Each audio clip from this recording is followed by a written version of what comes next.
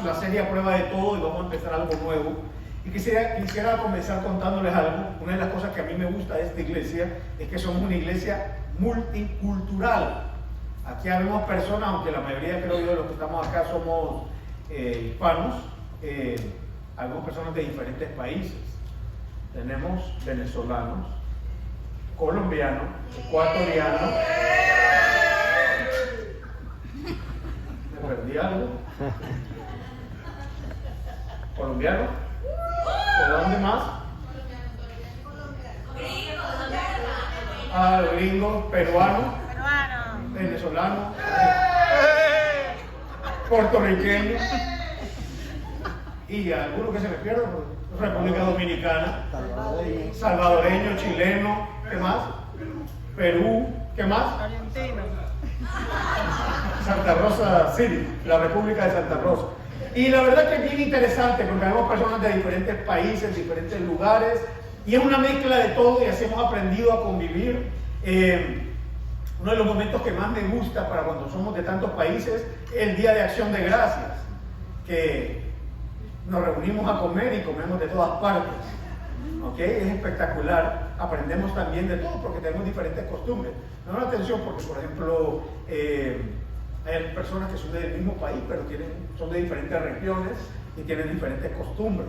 Y hay algo que a mí siempre me ha llamado la atención y es con los venezolanos. No sé si, creo que es una costumbre, lo he visto no en muchas, sino en varias personas, y creo que es una tradición, es el hecho de que muchas veces cuando el hijo o la hija se despide de su mamá o de su papá, lo que le pide es que la bendición, le dice bendición mamá, bendición papá, y siempre me ha gustado eso, siempre me ha llamado la atención.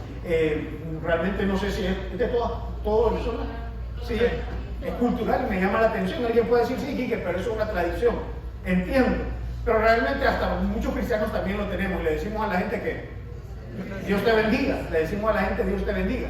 La pregunta es si alguna vez usted se ha detenido a pensar qué significa eso. ¿Qué significa? ¿Qué es una bendición? Porque hablamos mucho de eso.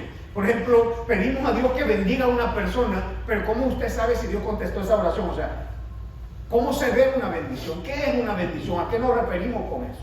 Hay una cosa interesante, y es que la palabra de Dios, la Biblia, fue escrita en 3 diferentes idiomas, en hebreo, en arameo, y el Nuevo Testamento fue escrito en griego. Y la palabra que se utiliza en el griego, en el original, no fue español ni inglés, para la palabra bendecir, es la palabra Macarios. Digan conmigo Macarios. Macarios. Y es interesante porque esta palabra Macarios significa literalmente feliz, pero no solamente feliz, significa muy feliz. Significa bendecido, pero no solamente bendecido, sino muy bendecido. Es decir, que por definición, ser bendecido, ¿qué significa? Feliz, ser feliz. Ser feliz, Diego mío, muy feliz. Muy feliz. Eso es lo que significa, ¿ok? Tener la bendición en mi vida es tener felicidad en mi vida. Y Jesús dio una enseñanza que muchos estudiosos de la Biblia consideran que es la enseñanza más famosa o reconocida de Jesús. ¿Por qué lo dicen? Porque de esa enseñanza se derivan un montón de frases que son como trademarks del cristianismo. Por ejemplo, si alguien te pega una medida, la otra. ok, es como que la gente dice, bueno, esos son clásicos del cristianismo. O si alguien te obliga a ir con él una mía, ve la segunda mía. Son como muy conocidas. Y en esa enseñanza, que es muy conocida, se llama, la gente le dice el sermón de la montaña o el sermón del monte. ¿Usted sabe por qué? ¿Alguien que me diga? Porque lo dio en una montaña, así de fácil, ¿ok? No es muy complicado, lo dio en una montaña.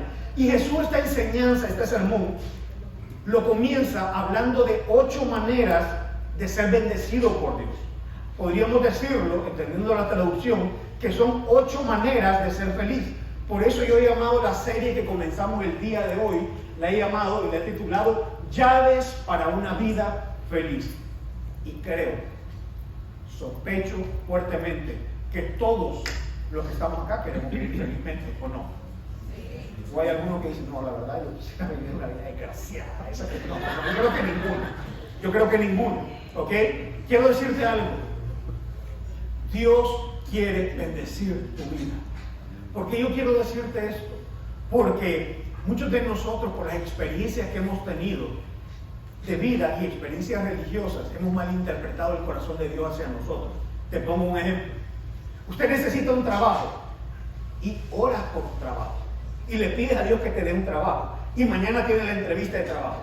Vas a la entrevista de trabajo y la persona que te entrevista te dice, tú sales ahí con aquella sensación que te fue bien. Usted sabe cuando le fue bien, ¿sí?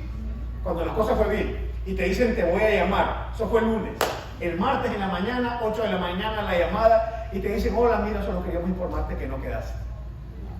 ¿Qué interpreta usted de la oración o de Dios con lo del domingo? ¿Que Dios qué? Que Dios no me escuchó. Algunos pueden decir, Dios no me escuchó, Dios no me quiere, Dios esto. Quiero decirte algo, esos son conceptos o formas equivocadas de leer las circunstancias. Porque tú no sabes si el miércoles te va a llamar alguien más a darte un mejor trabajo. Pero nosotros nos limitamos en la forma de interpretar. Y muchos de nosotros en nuestra vida hemos pensado, no, quizás a mi Dios no me ama tanto, o quizás Dios a mí no me quiere ver feliz, o Dios a mí no me quiere ver bendecido. Quiero decirte algo, Dios quiere bendecir tu vida, Dios quiere bendecir tus relaciones. ¿Cómo yo sé que Dios quiere bendecir tus relaciones? Por todos los versículos que el Nuevo Testamento tiene acerca de las relaciones, para que sean relaciones bendecidas. Si usted está en la escuela, los muchachos que están en la escuela, Dios quiere bendecir tus estudios. Si estás casado, Dios quiere bendecir tu matrimonio, tu vida emocional. Qué importante es tener una vida emocional saludable, nuestras finanzas, nuestra salud. Y a través de esta serie vamos a ver una cosa, que el problema no es Dios. Y si el problema no es Dios, ¿dónde cree que está el problema? En nosotros. ¿Por qué? Porque yo les acabo de decir que Dios quiere o no quiere bendecirnos. Dios quiere bendecirnos. ¿Usted quiere ser bendecido? O sea, Dios quiere bendecirnos, nosotros queremos la bendición. El problema está que nuestras actitudes y decisiones no nos alinean con esa bendición. O sea, Dios quiere bendecirnos, nosotros queremos la bendición, pero no actuamos o no decidimos en base a ese deseo. Es más, a veces pareciese que decidimos lo contrario, como que quisiéramos que nos fuera mal. Decimos, yo quiero que me vaya bien, pero tomo malas decisiones. Entonces, ¿qué quieres? ¿Que te vaya bien o que te vaya mal? ¿Ser feliz o no serlo? ¿Ok? Es importante. Y en este momento vamos a ir a estos versículos. Están en el Evangelio de Mateo. Vamos a estar más que todo ahí en toda la serie. Y creo que va a ser importante para nosotros. ¿Ok? Así que yo quiero invitarle que usted me acompañe al Evangelio de Mateo, capítulo 5. Y vamos a comenzar leyendo el versículo 1 y 2. Mire lo que dice. Cuando Jesús vio que Las multitudes. las multitudes, ¿qué es una multitud? Mucha. 20 personas no creo que sea una multitud. Me parece que tiene que ser muchísima gente. Cuando Jesús vio a las multitudes, subió al monte. Llegamos al lugar correcto. Y después de sentarse, sus discípulos se acercaron a él. Y abriendo su boca, les enseñaba diciendo. Y hacemos una pausa. ¿Qué fue lo que Jesús hizo aquí? No. Subió al monte y después que se sentó, fíjese, en la tradición antigua, en esa época, era al revés que como estamos ahora. El que enseñaba se sentaba y los demás estaban parados. Si quieren probamos media hora, 45 minutos. Así era, no sé, ustedes si quieren o no quieren. ¿Ok? Ahora, hay una cosa importante, porque dice aquí que habían dos grupos de personas grandes. Primero, dice, subió y después de sentarse, sus discípulos. Primero que estaban ahí eran discípulos de Jesús. Ahora, ¿quiénes son los discípulos de Jesús? Eran personas que ya habían dado ciertos pasos en su compromiso con Jesús. Eran personas que quizás no estaban ahí por primera vez, sino que ya lo habían escuchado y habían caminado con Él y habían tomado la decisión de seguir a Jesús. Pero también dice ahí que había una multitud y dentro de esa multitud habían, podríamos decir, subgrupos. Habían subgrupos. Por ejemplo, estaba el escéptico. ¿Qué es un escéptico? El que no cree. El que no cree y es una persona que más que todo se deja llevar por ver para Creer. Entonces, si va a enseñar, hay tanta gente, bueno, vamos a ver si nos hace algún milagrito ahí, que sana un ciego, que pasa algo. También hay personas que por pura curiosidad, hay gente que lo que le gusta es, mira, le hacen esto, ay, vamos a ir a ver, ¿ok? Y están los que estaban buscando realmente, que quizás no habían tomado una decisión en su vida, pero saben que tenían un anhelo y estaban ahí buscando, y estaban buscando ahí. Y quizás el día de hoy, tú te identificas con alguno de estos grupos. Puede ser de aquellos que ya tomó una decisión y ha caminado con Jesús, O quizás simplemente está como cuando uno va a meterse a la playa, que lo primero que usted hace es que tocar el agua. Y quizás estás tocando el agua con Jesús el día de hoy. Estás tocando el agua con Dios. Quieres ver de qué se trata todo esto. Y está bien, para todos es. ¿Ok? Así que no importa en qué grupo estés, creo que esta serie va a ser para nosotros. Ahora, dice, y abriendo él su boca. La palabra en el original es interesante, porque cuando dice abriendo él su boca se refiere y utiliza la misma palabra que es cuando usted va a tener una conversación importante con alguien y usted le va a abrir el ¿qué? Corazón. El corazón. Y usted le dice, quiero decirte algo, fíjate que me siento así. Entonces usted le está abriendo el corazón, pero tiene una conversación. Pues este versículo, pues es así, ¿ok? Habla de que Jesús, lo que está a punto de enseñar, sale ¿de dónde? Del corazón de Jesús. Y creo que es muy importante para nosotros, ¿ok? Creo que fue importante para los discípulos, creo que fue importante para las multitudes y creo que es clave para nosotros 2000 años después, el día de hoy, ¿ok? Lo que Jesús tiene que decirnos. Así que vamos a seguir leyendo, vamos a ir al versículo 3, vamos a ver. Y comienza diciendo lo que Jesús ya enseña, lo que empieza a abrir su corazón. Bienaventurados los pobres en espíritu, pues de ellos es el reino de los cielos. Yo en algún momento, cuando puse el nombre de la serie, estaba pensando, bueno, llaves de las bienaventuranzas, pero sonaba raro, porque entiendo que a algunos la palabra para ser felices les suena como que les da miedo, como que dicen, no, esto parece como un autoayuda o algo así. No quiero decirte algo, Dios quiere que sea bendecido, que sea feliz. Y la palabra bienaventurado significa eso precisamente, bendecido, significa muy feliz. Y Jesús comienza esto con cada una de estas enseñanzas que vamos a durar durante las próximas, a compartir durante las próximas 8 semanas, comienza con esta frase, bienaventurados, que es lo mismo que bendecidos, que es lo mismo que felices. ¿Ok? Ahora, quiero decirte algo, esta felicidad a la que se refiere, no es la felicidad que muchos de nosotros estamos acostumbrados. ¿Ok? No es una alegría pasajera ni temporal. No es como, por ejemplo, cuando tu equipo de fútbol o el deporte que a ti te guste gana. Usted va o ve un partido y te alegra si gana tu equipo, ¿sí o no? Sí. Ahora, ¿cuánto tiempo quedas alegre? Hasta que vuelve a perder. No, mira. No. La verdad, el partido y quedaste contento una tarde. O sea, yo no creo que la alegría te duró una semana. Te dura una tarde, qué chévere, ganamos, ya lo que sea. Ya. Y se pasa. Es una alegría pasajera, momentánea. Tampoco es como cuando usted compra el carro. ¿Cuánto te dura la alegría del carro nuevo? Una semana. Hasta que te llega el primer bill. Claro que sí. O llega el primer bill o se acaba el olor al carro nuevo. Pero esa parte ya la arreglaron porque ya te sacaron el desodorante que es New Car. Entonces eso usted, para que usted no le duela tanto. Pero quiero decirte algo, lo que Dios quiere hacer en tu vida y en la mía es algo mucho más profundo, es algo mucho más permanente, es bendecirnos realmente y entender que estas bienaventuranzas de Jesús no son deseos de Jesús, sino que son promesas que Dios hace a cada uno de nosotros. ¿Ok? Algunas de ellas tienen que ver con nuestro presente, algunas de ellas tienen que ver con nuestro futuro. Y comienza diciendo, bienaventurados ¿quiénes? Los pobres. La palabra pobres aquí no se refiere a aquella persona que tiene poco, sino que se refiere a aquella persona que no tiene nada. Una cosa es tener poco y otra cosa es no tener nada. Pues aquí se refiere al que no tiene nada. ¿A qué punto de no tener nada? A qué punto que no tiene nada y llega al punto de tener que mendigar o rogar por ayuda. A eso se refiere. Bienaventurados, felices, aquellos que no tienen nada, aquellos que tienen que mendigar porque reconocen que tienen una gran necesidad. ¿Ok? Pero clave aquí que no se trata solamente de ser un pobre, sino se trata de reconocer tu condición. Y eso a veces es la parte más difícil, como vamos a ver el día de hoy. ¿Ok? Es decir, que Jesús está diciendo hasta cierto punto, bienaventurados, felices, bendecidos, aquellos que reconocen su gran necesidad. Su gran necesidad. Pero ahí no se refiere a un pobre material, porque es muy claro y dice, bienaventurados los pobres en espíritu. Es decir, que esa gran necesidad que tenemos, ¿cómo es? Es espiritual, es espiritual. Reconocen bienaventurados aquellos que reconocen su gran necesidad de Dios. reconocen que puede que tengan todo lo material o puede que no, pero entienden que si son pobres en espíritu, no lo tienen nada. ¿Ok? Quiero hablar un poquito de la pobreza material. Primero quiero decirles que la pobreza material no es señal de espiritualidad. Hay personas que consideran que entre más pobre usted es más espiritual. Eso no es así.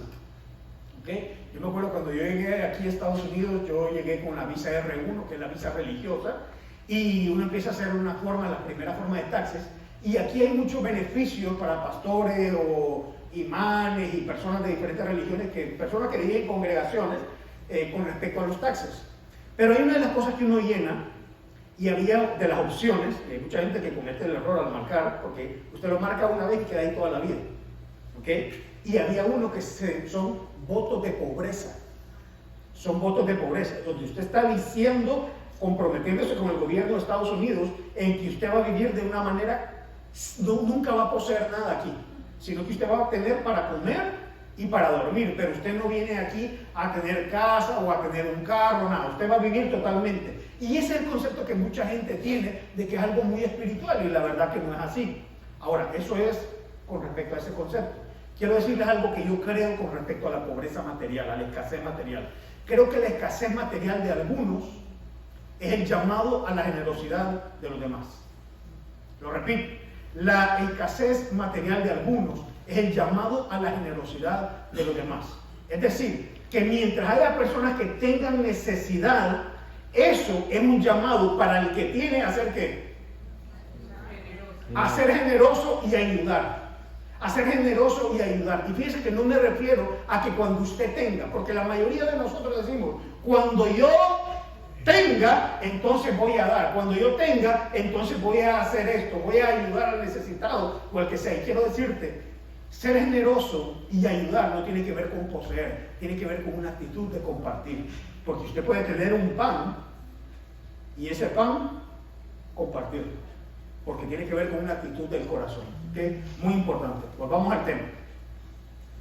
Bienaventurado, bendecido, feliz aquel que encuentra, que reconoce que Dios es su provisión, su sustento, la satisfacción a la necesidad más grande que el ser humano tiene, que es la necesidad de Dios. Quiero decirte algo, esto es reconocer cuánto yo necesito a Dios. Ahora, esto es para el que tiene y para el que no tiene, pero hay una realidad. Muchas veces, el que no tiene nada materialmente, le resulta más fácil reconocer esto, porque al fin y al cabo, ve su realidad material y ¿qué dice? No tengo. El problema está en aquellos que tenemos, y usted ve su vida y dice, yo realmente ¿qué? No necesito, porque te engañas y piensas que porque tienes materialmente, fíjense, yo no veo aquí ninguno desnudo, gracias a Dios, no veo aquí ninguno desnudo, creo que algunos ya desayunaron, otros van a almorzar, otros ya desayunaron y van a ir a almorzar.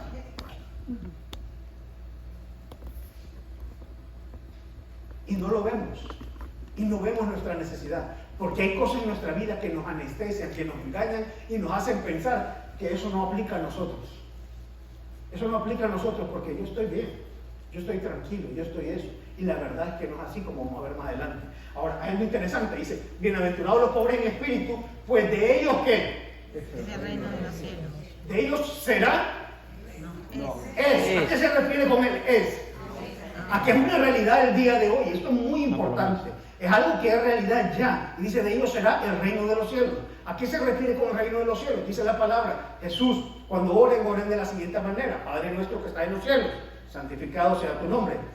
Venga tu reino, que venga tu reino, que se haga tu voluntad en la tierra como en el cielo. El reino de los cielos es donde se hace la voluntad de Dios. Es donde se hace la voluntad de Dios, donde se vive de acuerdo a los principios de Dios. No importa donde tú estés. No tienes que estar en el cielo literalmente para vivir de acuerdo a los principios. En tu familia, en tu casa, tú puedes vivir los principios del reino de los cielos. En tu vida. Y es importante entender que la sujeción a los principios de Dios traen verdadera libertad, aunque pensemos al revés, porque pensamos, si yo me someto a lo que Dios dice, no voy a ser libre, entonces yo voy a vivir como a mí me da la gana. Y quiero decirte algo, cuando tú vives como tú crees que te da la gana, realmente estás viviendo en esclavitud. Realmente estás viviendo en esclavitud, y eso no es lo que Dios quiere para ti. Dios quiere que tú vivas en la libertad de poder vivir como Él quiere que vivas, ¿ok? Y esto es muy importante. El problema es, como yo les decía, es que muchos de nosotros cuando vemos algo así decimos, bienaventurados los pobres en espíritu. Bueno, esto es para alguien más, porque al fin y al cabo, como yo les decía la semana pasada, yo estoy ¿qué? Estoy bien, estoy bien, estoy bien.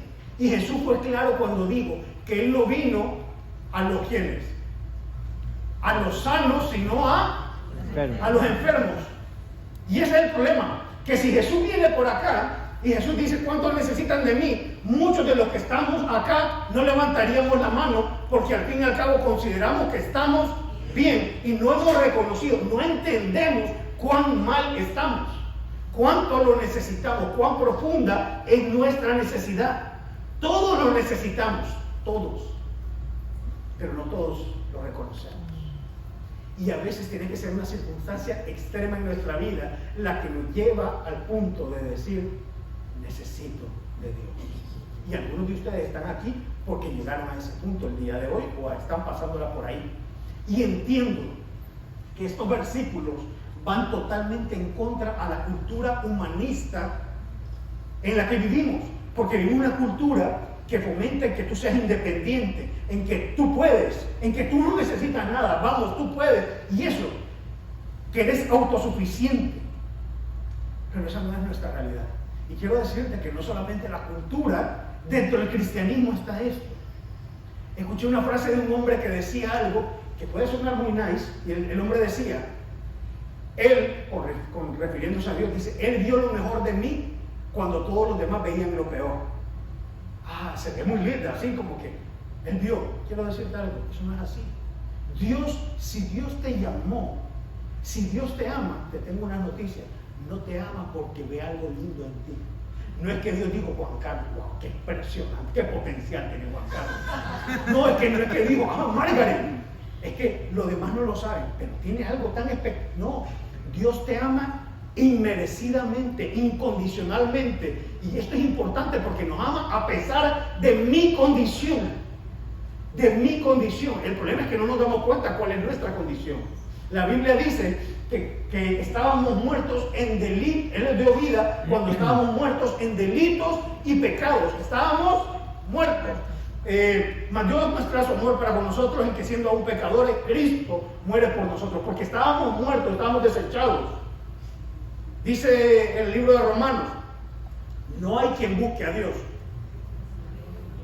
no hay ni siquiera uno, no hay justo, ni siquiera uno, no hay quien haga lo bueno, no hay ni siquiera uno. Dice, todos se hicieron inútiles. Dice, veneno de áspides es su garganta, y empieza una descripción del ser humano que no es la que nos gusta, pero es la realidad. Porque habla del corazón, habla de lo que hay en nosotros, habla de nuestra condición y por lo tanto de nuestra gran necesidad de Dios. Habla de nuestra condición de pobreza espiritual y eso nos incluye a cada uno de los que estamos acá. El problema que nosotros tenemos es que cuando una persona al lado nuestro se siente mal o se siente culpable, se siente vacía, nosotros lo que hacemos es pompearle la autoestima. Tú puedes, Lorita, tú puedes, que tú eres especial. Vamos, tú puedes. Quiero decirte, lo que esa persona necesita no es que tú le pompees la autoestima. Lo que esa persona necesita es a Cristo. Porque lo que esa persona tiene, al igual que tú y que yo, es una pobreza espiritual y lo que necesita es la provisión de Dios. Y la provisión de Dios es Cristo Jesús.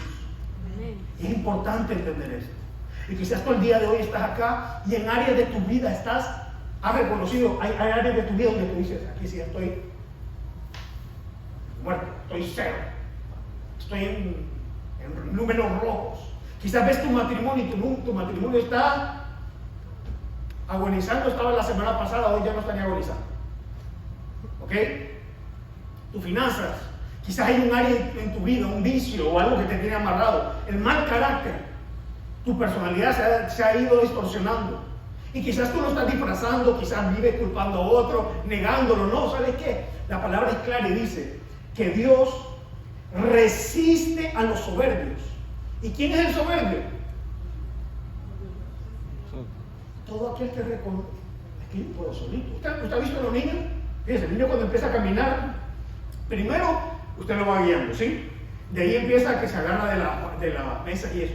Pero llega un momento donde el niño te dice, no, no me agarres porque yo puedo solo. ¿Y qué es lo que le pasa después? Se cae y anda con la cabeza ahí. Pues eso somos nosotros, porque pensamos que por la vida podemos andar independientes, porque la independencia es un valor que el día de hoy se nos está vendiendo como, haz tu propia vida. Quiero decirte algo, Dios quiere que hagas tu propia vida de su mano. Con Dios, a medida que tú vas creciendo espiritualmente, no te vuelves más independiente, te vuelves más dependiente de Él, porque no vas diciendo, ya puedo yo más, sino que vas reconociendo cuánto lo necesitas, vas reconociendo cuán necesitado estás de Él y te vas reconociendo cuán bendecido es cuando tú entiendes eso, cuán feliz eres cuando reconoces que necesitas de Jesús. ¿Ok? Ahora, yo creo que todos los que estamos acá queremos ver la vida de Dios en nuestra vida. Queremos vivir el matrimonio como Dios quiere que lo vivamos. Vivir nuestra vida emocional como Dios quiere que la vivamos. La soltería, ver a Dios en nuestra vida, todo lo queremos. Pero lo que tenemos que hacer es reconocer nuestra necesidad, nuestra condición y recibir su gracia. Porque la palabra dice que Dios resiste al soberbio, pero le da de su gracia al humilde. El problema del concepto de humildad que tenemos es que pensamos que humildad es no tener nada, volvemos al mismo punto. Y humildad no se trata de no tener nada. Humildad se trata de dónde está puesta tu confianza. Porque yo he visto personas que tienen mucho y son humildes, y personas que no tienen nada, pero con un corazón infladísimo. La pregunta es, ¿cómo hago esto? ¿Cómo le hago yo? ¿Cómo aprendo a depender de Dios? A depender de Dios completamente, día a día, en momento a momento. Primero, dependiendo de la sabiduría de Dios y no de la mía. En otras palabras, escuchar lo que Dios dice, seguir lo que Dios dice y hacer lo que Dios dice. Padres de familia, levanten la mano los que son padres de familia aquí. Fíjense, algunos tienen hijos pequeñitos, otros medianos y otros tienen hijos adultos. No importa el contexto, usted sabe que si es papá, aunque tenga la edad que tenga, sigue siendo su hijo. Yo tengo una pregunta: ¿cómo guías tu paternidad? Papá o mamá, ¿cómo guías tu paternidad? ¿En base a tu sabiduría o tú has pedido a Dios, Señor, guíame para ser el papá que tú quieres que yo sea? ¿Qué dice Dios en su palabra acerca de ser papá, acerca de ser mamá? No, pero es que yo sé. Bueno, pues usted sabrá, usted será el único que nació sabiendo cómo ser papá. ¿Ok? Nuestras finanzas, nuestras relaciones, los planes que tenemos para el futuro. Es importante que renunciemos al ser guiados en nuestra vida por nuestros sentimientos, nuestras emociones. ¿Cuántas veces nuestros sentimientos y nuestras emociones se han sentido tan reales? Hemos tomado decisiones en base al sentimiento solamente para comprobar lo que ese versículo que dice: hay camino que al hombre le parece derecho, pero su final es camino de muerte. Pero tú lo sentías muy real. Tu olfato y tu experiencia te decía que ese era el mejor negocio, que era la mejor decisión, o que esa era la persona, pero no lo era. ¿Ok? Nos dejamos guiar por los demás. Entonces tenemos que entender que Dios tenemos que aprender a depender de la sabiduría de Dios. Una persona que reconoce su pobreza espiritual, una persona que reconoce que necesita la sabiduría de Dios. Dice la palabra: si alguno se ve falto de sabiduría, que la pida a Dios, y Dios la da abundantemente y sin reproche. Dice Proverbios: confía en el Señor de todo tu corazón y no te apoyes en tu propio entendimiento. Reconócelo en todos tus caminos y Él enderezará tus sendas. No seas sabio ante tus propios ojos. Teme al Señor y apártate del mal. Es decir, deja de confiar en ti y confía en Él. Deja de depender de tu sabiduría y depende de la sabiduría de Dios. Segundo, depende del poder de Dios. Aprende a depender del poder de Dios y no del tuyo, ni de tus capacidades, ni de tus fuerzas. Algunos de los que están acá están físicamente sentados, pero por dentro están acostados, están reventados. ¿Por qué? Porque vivimos nuestra vida en nuestras propias fuerzas. Y ¿saben qué? Yo entiendo que aquí hay personas que han salido adelante a pesar de circunstancias muy adversas y se han esforzado, han trabajado, y ¿saben qué? Qué bueno. Y te aseguro que has visto la mano de Dios. Mi pregunta es si lo reconoces, porque algunos de los que están acá viven en sus fuerzas, y quiero decirte algo, tus fuerzas son limitadas. Hay cosas en la vida que no vas a poder enfrentar porque son demasiado grandes. Necesitas urgentemente el poder de Dios. Deja de depender de ti, porque tu fuerza es limitada, pero la de Dios es ilimitada. Tu fuerza tiene un fin, pero la de Dios no. Quiero decirte, Dios no se cansa. Miren lo que dice este versículo, espectacular, porque tiene la misma palabra que estamos utilizando el día de hoy. Miren lo que dice Salmo. Vamos a ver, Salmo 84:5. ¿Cuán qué? Es decir, cuán bendecido, cuán bienaventurado es el hombre cuyo poder está. Cuando dejamos de confiar cuando yo dejo de confiar en mi propia fuerza, en mis habilidades, en mis recursos, mis talentos, y en lugar le digo, Señor, dame tu sabiduría, dame tu fuerza para enfrentar esto. Mi fuerza está en ti. Yo reconozco que yo voy a quebrarme tarde o temprano, pero voy a confiar en tu poder. Cuán bienaventurado, cuán feliz. Y necesitamos eso en nuestra vida. Tercero, aprender a depender de los tiempos de Dios y no de los nuestros. Quiero decirte algo. Comúnmente nos vamos a encontrar ante la realidad que el tiempo de Dios no coincide con el nuestro. No coincide con el nuestro. Pero quiero decirte que el tiempo de Dios es correcto. Dios tiene un tiempo. Dice la palabra en el libro de Eclesiastés, todo lo hizo hermoso en su tiempo. Todo tiene un tiempo. Para todo hay un tiempo. Y Dios está obrando en tu vida y en la mía en el momento correcto. Pero eso es un acto de fe. Aprender a confiar en los tiempos de Dios. Porque hay 3 tiempos que podríamos manejar. Hay personas, ¿cuántos son impacientes acá? ¿Sí? Okay. Si usted es impaciente, es los de este equipo. Los de este equipo somos los que queremos adelantarnos porque queremos que las cosas sucedan ya, ayer. O sea, vamos rapidito. Están otros que no van adelantados, sino que tienen un delay. ¿Por qué? Porque lo que los maneja es el temor. Y el temor paraliza. Entonces, Dios tiene tiempo para sus vidas, pero no se atreven a dar los pasos, sino que van como allá atrásito, como media hora después, como que ahí van. Ahí van. Y hay personas que viven así. El impaciente no lo entiende. Fíjense, el impaciente no entiende a él, ni el otro entiende al impaciente.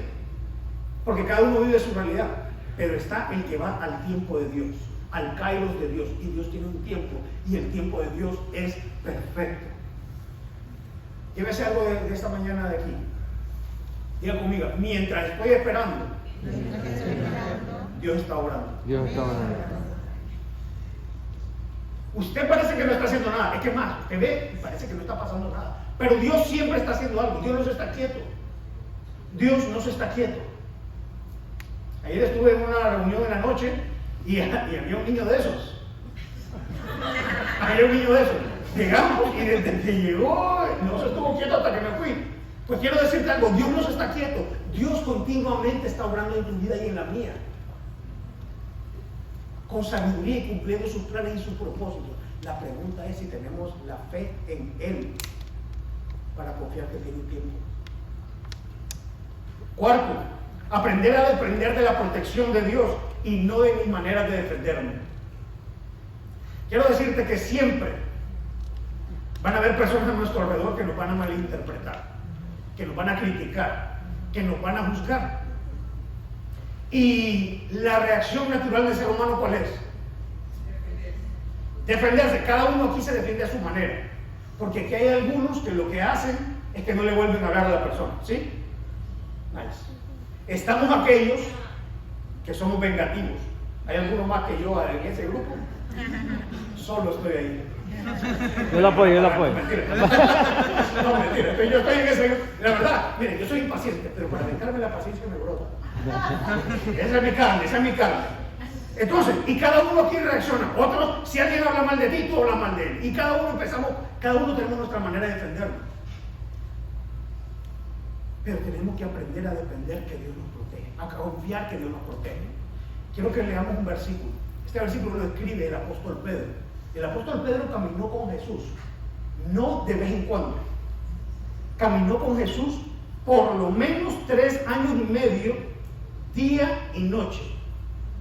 Día y noche. Usted puede aguardar la apariencia un rato, ¿sí o no? Para querer impresionar a alguien. Pero después de ese rato se te va a salir, ¿sí o no? Algo se te va a salir. Veamos qué es lo que el apóstol Pablo escribe acerca de Jesús. Pedro escribe acerca de Jesús, con el que caminó y con quien estuvo en diferentes tipos de momentos. Cuando la gente lo aplaudía, pero cuando la gente le escupía. Cuando la gente decía, Él es el rey, pero cuando la gente decía, crucifíquenme. Pedro estuvo ahí. Veamos lo que Pedro dice. Primera de Pedro 2, 22 y 23. Hablando de Jesús, el cual no cometió pecado. Una pregunta, ¿hay alguien en su vida del cual usted podría decir, no, menganito no cometió pecado? ¿Usted se atrevería a decir de alguien que conoce? Mentira. Pero Pedro sí, porque él lo caminó con él y lo que vio es que él no cometió pecado. Ni engaño alguno se halló en su boca. Y quien cuando lo ultrajaban, ¿qué es ultrajar? Maltratar. Y cuando lo ultrajaban, no respondía ultrajando. ¿Qué hubiésemos hecho nosotros?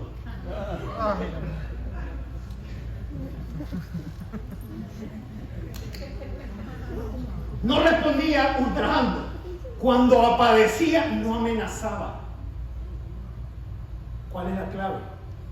Sino que se encomendaba a aquel que juzga con justicia. Es decir, que Jesús no se defendió. Jesús no maldijo, no amenazó, no porque, no, sino porque le encomendó su caso a aquel que sí juzga con justicia. Es decir, que él dependió totalmente de la protección de Dios, que Dios se iba a encargar. Cuando tú y yo hacemos esto, estamos diciendo, ¿sabes qué, Señor? No dependo de mí mismo, dependo de ti. Dependo de tu sabiduría, dependo de tus fuerzas, dependo de tus tiempos, dependo que tú seas el que me defiende. Y último, aprender a depender de la provisión de Dios. Óigame bien. Aquí hay personas con diferentes capacidades financieras. Pero no importa si usted tiene muchísimo o tiene poquísimo. Por tu seguridad debes aprender a depender de la provisión de Dios y no de tus capacidades y recursos. Por tu seguridad. Es lo que dice Filipenses 4, 19. Y mi Dios proveerá toda su ¿qué? ¿Qué es una necesidad? ¿Algo que qué? Que no hace falta. Una carencia. Podríamos decir que es algo básico. Ahí no se refiere al iPhone 14. Algunos de ustedes sienten que lo necesitan. Sí, es una necesidad. O sea, yo no sé qué más te van a hacer el bendito teléfono si el siguiente teléfono te va a tomar rayos X, no sé. Pero miren lo que dice, que Dios va a suplir, proveerá a tu necesidad conforme a qué? A la riqueza en gloria en Cristo Jesús. Es decir, a los recursos ilimitados de Dios.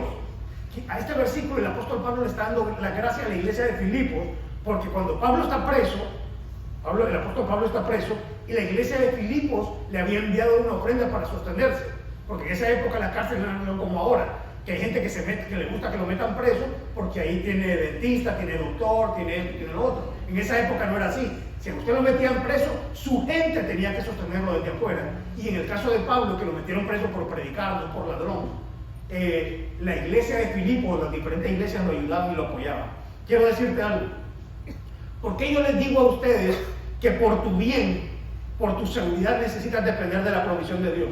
Porque cuando yo dependo de la provisión de Dios, yo puedo estar seguro. Cuando yo empiezo a depender de lo mío me pongo ansioso. ¿Por qué? Porque ¿qué tienes que hacer? Retener. Tienes que hacerlo crecer. La pregunta, ¿cuánto te va a hacer sentir seguro? ¿Cuánto? No hay suficiente. Óigame bien esto. Tu trabajo es tu canal, pero Dios es tu fuente de provisión. Algunos de ustedes entienden perfectamente lo que les acabo de decir, otros no tienen ni idea. ¿Por qué? Porque algunos de ustedes ya pasaron lo que es quedarse sin ese canal, el trabajo, pero continuaron viendo la provisión de Dios. Y dicen, no. Entonces, ¿qué fue? Fue que tu proveedor siempre fue Dios, que Dios a veces va a ocupar tu trabajo, a veces va a ocupar otras personas, otras circunstancias, pero Dios siempre va a estar ahí. Esfuérzate, trabaja. Y ustedes dicen, ay, voy a ir a, algunos van a salir de aquí a... No estoy diciendo eso, pero tienen que aprender a confiar en Dios, que Dios va a proveer, y debemos aprender a confiar en Él. Él se va a encargar, porque los trabajos suben y van y vienen, las cuentas, la bolsa de valores sube y va, pero Dios permanece siempre ahí. Y Él es tu proveedor, Él es tu sustentador. ¿Ok?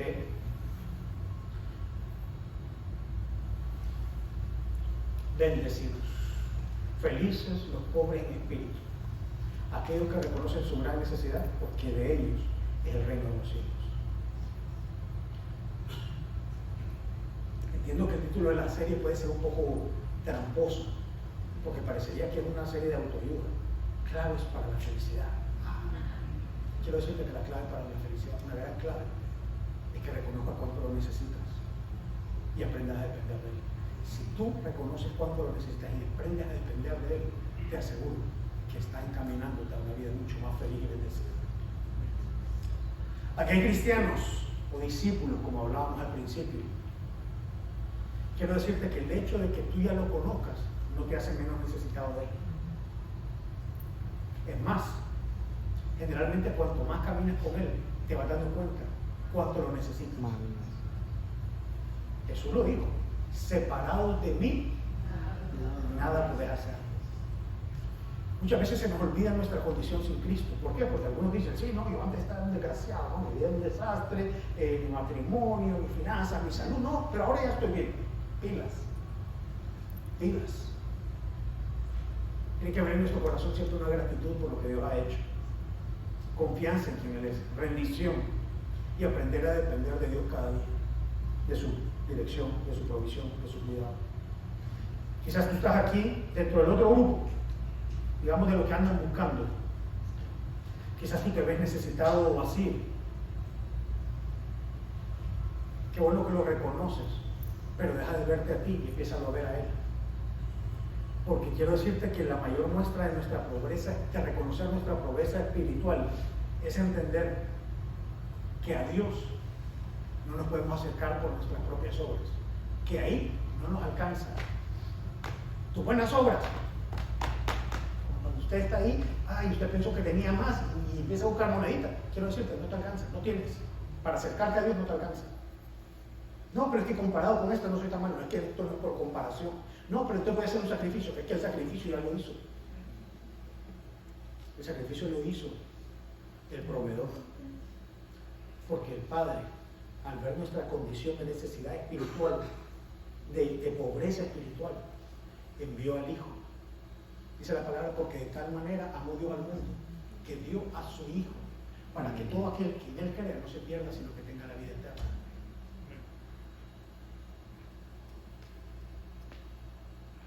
Y quizás este es el día en que puedes reconocer la gran provisión de Dios. Quiero invitarte a que te pongas en pie.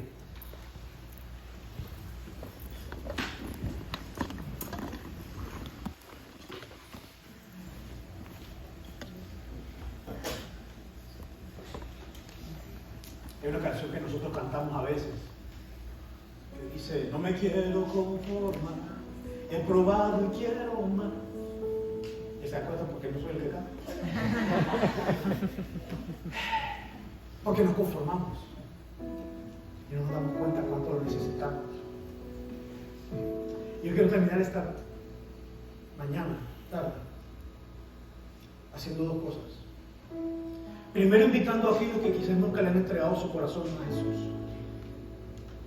Quizás nunca lo han rendido, nunca le han abierto su vida. Porque quizás uno cae en la trampa de pensar que estoy bien. Pero hoy te has dado cuenta cuán necesitado estás. Y dices, y hoy quieres recibir la provisión de Dios, que es Jesús mismo. Quiero decirte algo. Dios te ama y te ama, como les dije hace un momento, incondicionalmente, a pesar de ilimitadamente, sin final. Y Dios nos creó para tener una relación de amor, no para una religión, no para un ritual, no para que te portes bien. No, Dios te creó para una relación de amor con Él. Para eso te creó Dios. No te creó para una iglesia, no, te creó para Él, para tener una relación. Pero hay un problema con eso, y es que todos los que estamos acá pecamos.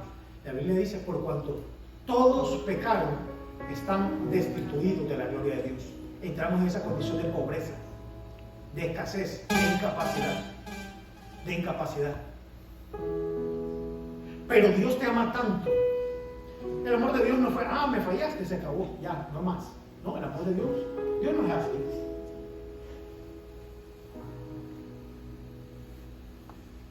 Dios ve nuestra condición. Y hay una palabra que describe mucho la Biblia, con la que se describe mucho a Dios, en los salmos y todo eso, y es que Dios es misericordioso. ¿Usted sabe qué significa la palabra misericordioso? Que se inclina hacia la miseria. Pero esa palabra no me gusta, pero esa es nuestra condición. Así estamos. Y envía a su Hijo perfecto, amado, a vivir la vida que ni tú ni yo podemos vivir, ninguno. A que Jesús pague la deuda que tú y yo teníamos para con Él en la cruz y resucita el tercer día, para demostrar que Él es quien dijo ser, y segundo, para que tú sepas que en Él hay una vida nueva. ¿Qué es lo que yo tengo que hacer? Lo único que tú tienes que hacer es como cuando tú necesitas algo y alguien te lo da, recibirlo. La pregunta es si tú estás dispuesto a reconocer tu necesidad y decir, yo necesito a Jesús. Si es así, yo quisiera orar contigo. Quisiera invitarte y guiarte en una oración. Quisiera pedirle a todos si me pueden acompañar en esta oración y puedan repetir después de mí y le digamos, Señor Jesús, Señor Jesús, en este día te entrego mi corazón.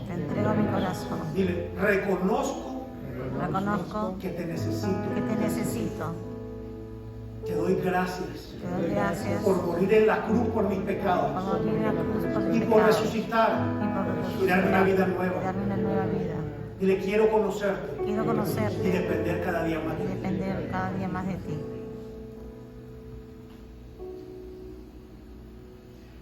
Hay personas que ya tomaron esa decisión en su vida aquí, pero a veces se nos olvida cuánto lo necesitamos. Y quizás a medida que vamos hablando, tú te has dado cuenta cuánto necesita su sabiduría, cuánto necesita su protección, su provisión, el caminar en sus tiempos. Y yo quisiera invitarte que ahora, mientras cantamos, tú puedas, así como Jesús hizo cuando abrió su corazón, enseñó esto y abrió su corazón, que mientras le cantemos tú le abras tu corazón a Él y le digas, ¿sabes qué? Te necesito y no me quiero conformar. He probado, pero quiero más de ti. No me quiero conformar. He probado y quiero más. No me quiero conformar.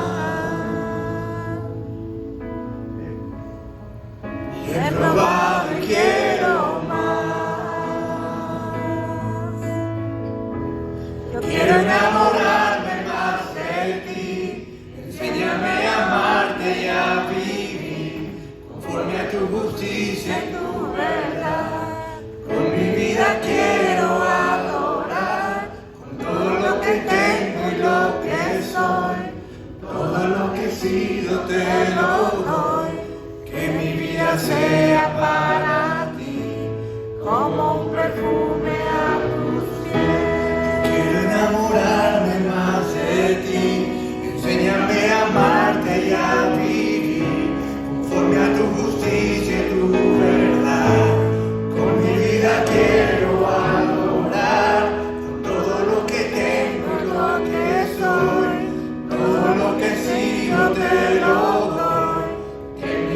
sea para ti como un perfume a tus pies. Un perfume a tus pies. Padre, te bendecimos, mi Rey. Te damos gracias, mi Rey, por tu amor, por tu misericordia, porque siendo como somos, tú nos has amado, Señor, de una manera total. Hoy nos entregamos, nos rendimos a ti, Señor, y queremos vivir con una conciencia de cuánto te necesitamos, Señor. Que separados de ti nada podemos hacer, Señor, ni en nuestras fuerzas, capacidades, habilidades, nuestros recursos, nada de eso sirve. Solamente te necesitamos a ti, Señor. Gracias, Señor. A ti sea la gloria y la honra hoy, Señor. En el nombre